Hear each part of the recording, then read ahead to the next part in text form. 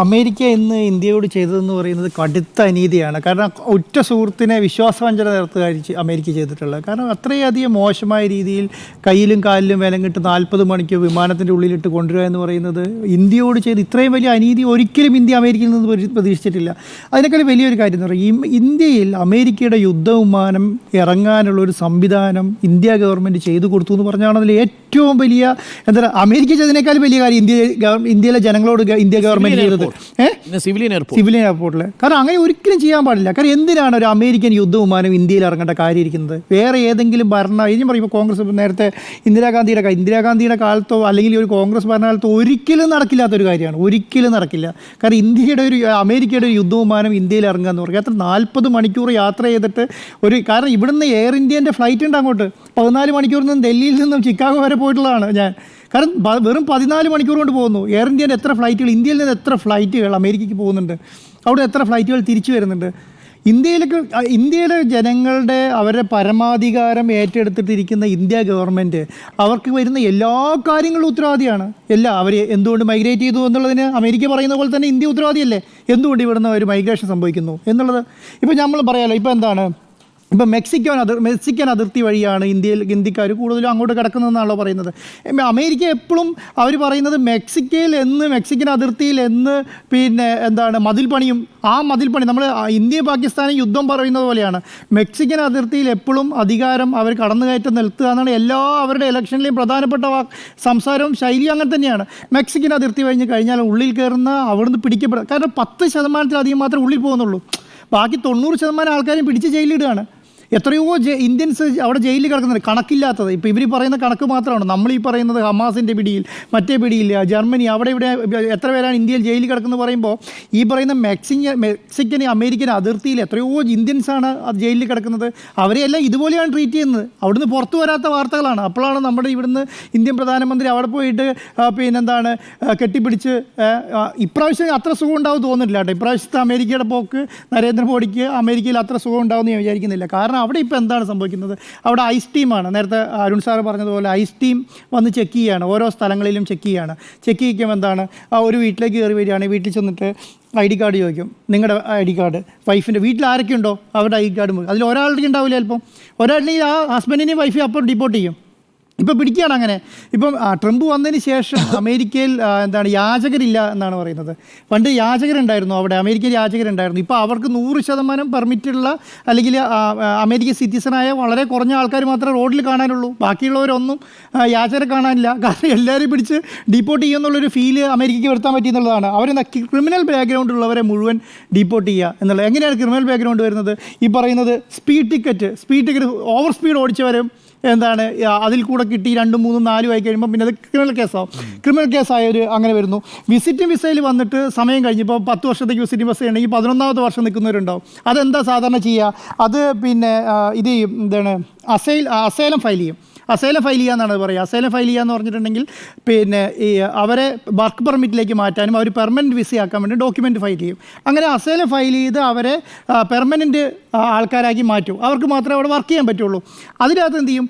അവിടെ H1B വിസയുണ്ട്. H1B visa എന്ന് പറഞ്ഞിട്ടുണ്ടെങ്കിൽ അവർ വർക്ക് പെർമിറ്റോടുകൂടി വർക്ക് ചെയ്യുന്ന വിസ. അതിനകത്ത് ഡിപ്പെൻഡൻറ്റിന് വർക്ക് ചെയ്യാൻ പറ്റില്ല. അപ്പോൾ ഡിപ്പെൻഡൻറ്റ് എന്താ ചെയ്യുക?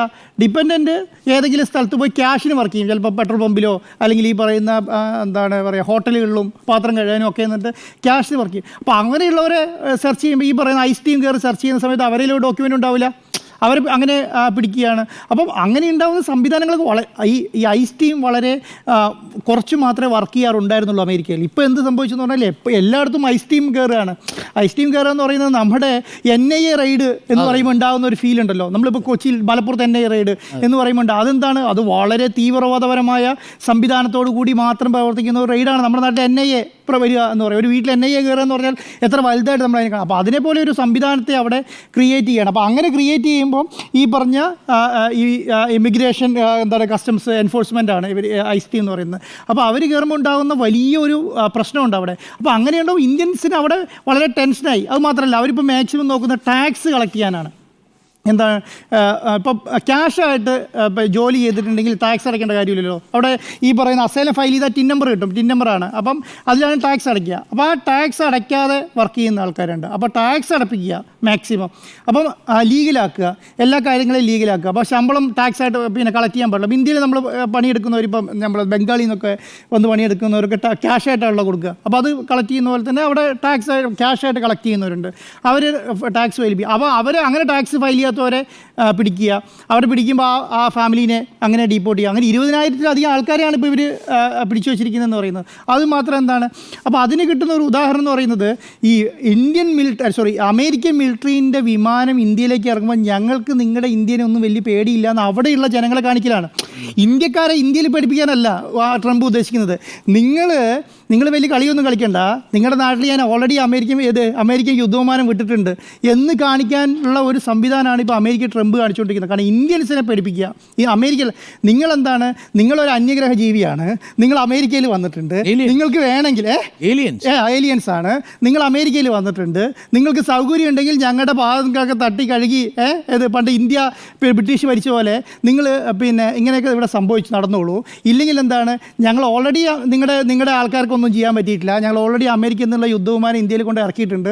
അത് എത്ര മണിക്കൂറാണ്, 40 മണിക്കൂറും കയ്യിലും കാലിലും പിന്നെ വിലങ്ങിട്ടിട്ട് ഉള്ളിലിട്ട് ഞങ്ങൾക്ക് പോകേണ്ട വഴി കൂടി ഒക്കെ പോയിട്ട് ഈ -6 ഡിഗ്രി തണുപ്പ് എന്ന് പറയുന്നത്, 6 ഡിഗ്രി തണുപ്പിൽ 40 മണിക്കൂർ ഇട്ടിട്ട് ഇവിടെ കൊടുക്കും. അപ്പം ഞാൻ അതിനകത്തൊരു കാര്യം പറഞ്ഞ എന്താ അറിയോ, ഈ 6 ഡിഗ്രിയിൽ അമേരിക്ക പട്ടാളം ഇരിക്കണമല്ലോ, അവർക്ക് വേറെ സംവിധാനമില്ല, പക്ഷേ സെക്യൂരിറ്റി ഉണ്ടാവും. എങ്കിലും ഞാൻ പറയാം, അങ്ങനെ ഇന്ത്യയിൽ കൊണ്ടുവന്നിട്ട് ഈ പറഞ്ഞ സംവിധാനത്തിൽ കൊണ്ടുവന്നിട്ട് നിങ്ങൾ ഇവിടെ കിടന്നോളൂ എന്നിട്ട് അങ്ങനെ അധികം ഇത്രയും മനുഷ്യാവകാശം, ഒരു സ്ഥലത്ത് മനുഷ്യാവകാശം പറയുക, അതേ രാജ്യം തന്നെ അടുത്ത സ്ഥലത്ത് മനുഷ്യാവകാശ ലംഘനം, ശിക്ഷ നടപ്പാക്കുക, ഒരു അക്ഷരം ഫ്ലൈറ്റിൽ ശിക്ഷ നടപ്പാക്കി. ഉണ്ണി സാർ, അതിൻ്റെ അകത്ത് പ്രശ്നം എന്താണെന്നറിയോ, ഇപ്പോൾ ഈ ശിക്ഷയൊക്കെ ഇവർ നടപ്പിലാക്കുന്നുണ്ട്, നമ്മളറിയാത്തതാണ്.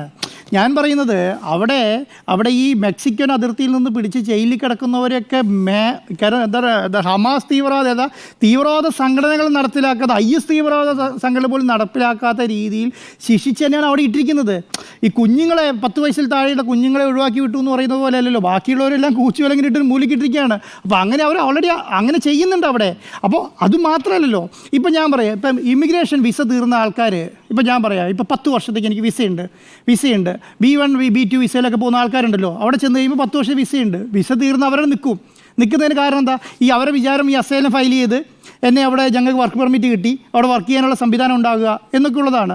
അപ്പോൾ അങ്ങനെയുള്ള ആൾക്കാരെ അവർ വിചാരിക്കുന്നത് അങ്ങനെയാണ്, അത് കുറച്ച് ദിവസം കിട്ടും, അങ്ങനെയാണല്ലോ അമേരിക്ക കൊടുത്തിട്ടുള്ളത്.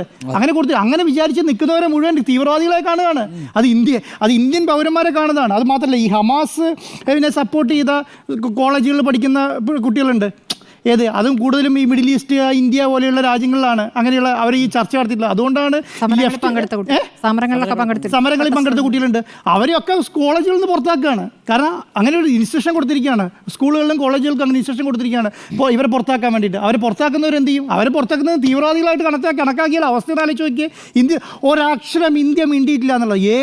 ഏത് ലോകത്തിലെ ചെറിയ രാജ്യങ്ങൾ വരെ ഇതിന് വേണ്ടിയിട്ട് പിന്നെ പ്രതികരിക്കുകയാണ്. ഇപ്പോഴും ഇന്ത്യ ഒരു അക്ഷരം. അപ്പം ഞാൻ ഉദാഹരണം പറയും, ഇപ്പോൾ ഇറക്കുമതി തീരുവ ഇന്ത്യക്ക് ചുമത്തിയിട്ടില്ല എന്ന് പറഞ്ഞു. അതിനേക്കാളും വലിയൊരു ഭവ്യത ഇവിടുന്ന് കാണിച്ചു കൊടുത്തു. എന്താ അറിയോ, നമ്മൾ ഹാർലി ഡേവിഡ്സന്റെ പൈസ കുറച്ച് കൊടുത്തു. അവർ പറയുന്നതിന് മുന്നേ ഇവിടെ കുറച്ചു. ഞാൻ 25% കൂട്ടുമെന്ന് പറയുന്നതിന് മുന്നേ ഹാർലി ഡേവിഡ്സൺ, കാരണം ട്രംപ് ഇവിടെ വന്ന് ആവശ്യപ്പെട്ട എന്താ, ഇന്ത്യയിൽ വന്ന് ട്രംപ് ഇലക്ഷന് മുമ്പ് ആവശ്യപ്പെട്ട എന്താ, നിങ്ങൾ ഹാർലി ഡേവിഡ്സന്റെ പിന്നെ ടാക്സ് കുറയ്ക്കണം എന്ന് പറഞ്ഞേ അല്ലേ. മാത്രമല്ല, മെക്സിക്കോയെ കണ്ണുരുട്ടിയതേ ഉള്ളൂ, പേടിച്ചത് ഇന്ത്യ. ആദ്യത്തെ ബഡ്ജറ്റിൽ തന്നെ ഹാർലി ഡേവിഡ്സന്റെ ഹാർലി ഡേവിഡ്സൺ ഇമ്പോർട്ട് ഡ്യൂട്ടി കുറച്ച്